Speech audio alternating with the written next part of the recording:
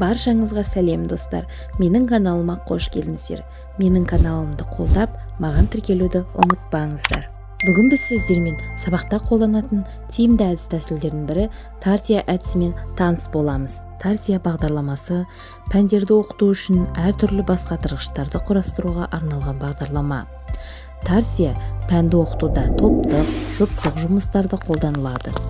Тарсия бағдарламасының көмегімен тік төртбұрышты және үшбұрышты кеспе қағаздардан тұратын әртүрлі пазлдар жасауға болады.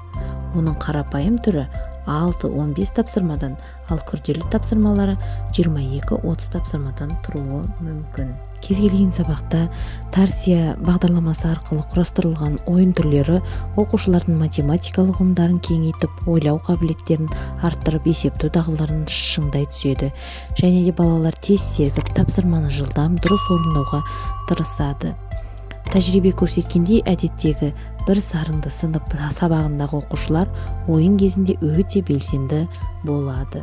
Достар, менің жұмысым сіздерге ұнаған болса, менің каналыма тіркеліп, лайк басуды ұмытпаймыз. Достар, менің каналымда сабақта қолданылатын тиімді әрі пайдалы әдіс-тәсілдер туралы айтылады. Мені қолдап, менің каналыма тіркелуді ұмытпаңыздар. Қош сау болыңыздар.